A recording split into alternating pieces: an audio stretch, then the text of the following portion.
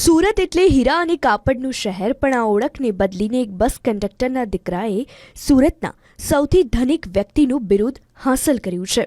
અહીં ગોવિંદ કાકા અને સવજી ધોળકિયા જેવા હીરાના વેપારીઓની સફળતાની વાતો તો તમે સાંભળી હશે, પરંતુ અત્યારે સુરતના ઉદ્યોગ જગતમાં જે નામ સૌથી મોખરે અને ગર્વભેર છે તે ડાયમંડ ટેક્સટાઇલમાંથી નથી આવતું, પણ સૂર્યની ઉર્જામાંથી આવે છે. આ કહાની છે કેપી ગ્રુપના સ્થાપક અને ચેરમેન ડોક્ટર ફારૂકજી પટેલની.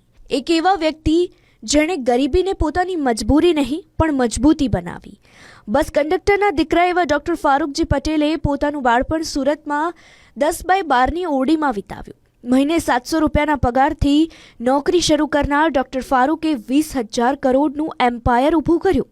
સાથે જ હુરુન ઇન્ડિયા 2025ના રિપોર્ટમાં સુરતના ટોપ 10 ધનિકમાં પ્રથમ સ્થાન હાંસલ કરી એથર ઇન્ડસ્ટ્રીઝના અશ્વિન દેસાઈ, સવજી ધોળકિયા અને ગોવિંદ કાકાની સાઈડ કાપી છે. શું કહેવું છે તેમનું, આવો સાંભળીએ.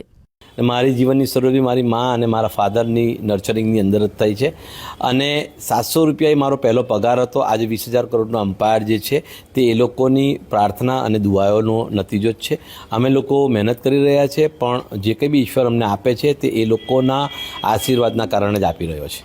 અમે શરૂઆત જે લોજિસ્ટિકથી મારી થઈ 2001ની અંદર કન્સ્ટ્રક્શનનું કામ થયું, કેપી બિલ્ડકોન તરીકે મોબાઈલ કમ્યુનિકેશનનું કામ કર્યું, પર્સનલ કેરનું બી કામ થયું અને ત્યાર પછી અમે રિન્યુએબલ એનર્જીમાં 2008થી જોડાયા અને આજે અમારું અમ્પાયર 20,000 કરોડનું છે તે because of the renewable energy છે. એમાં કોઈ બે મત નથી, પરંતુ એની શરૂઆત જે છે તે એ રીતે થઈ કે જ્યારે ટેલિકમ્યુનિકેશન ડાઉન ગયું તે વખતે અમે લોકો સસ્ટેનેબલ બિઝનેસની શોધખોળમાં હતા અને એ જ દરમિયાન અમને આ એક બિઝનેસ ધ્યાનમાં આવ્યો કે જે સસ્ટેનેબલ છે અને આવ્યા પછી હવે એવું લાગ્યું કે આનો કોઈ જ વિકલ્પ દુનિયામાં બન્યો નથી અને બનશે પણ નહીં. જ્યાં સુધી સૂરજ છે ત્યાં સુધી આ બિઝનેસ છે. કે સોશિયલ વર્ક એ મારું કામ જ નથી, હું સોશિયલ વર્કર નથી, પરંતુ હું મારા ધંધા થકી જે કંઈ બી મને પ્રોફિટ મળે છે એની અંદરથી હું એક ટ્રાય કરું છું, કોશિશ કરું છું કે હું એ લોકો સુધી પહોંચું કે જે લોકો ખરેખર જરૂરિયાતમંદ છે ત્યાં સુધી અમે પહોંચવાની કોશિશ કરીએ છીએ. હજુ પહોંચી નથી શક્યા, પરંતુ ખરેખર સોશિયલ વર્કરો ઇન્ડિયામાં બી બહુ બધા છે, સુરતમાં બી ઘણા બધા છે જે લોકો કાર્ય કરી રહ્યા છે. હું એ લોકોને વિરમું છું. સવજી કાકા હોય કે ગોવિંદ કાકા હોય, બંનેને હું દિલથી ચાહું છું. એ લોકો મોટા છે, હતા અને કાયમ જ રહેશે.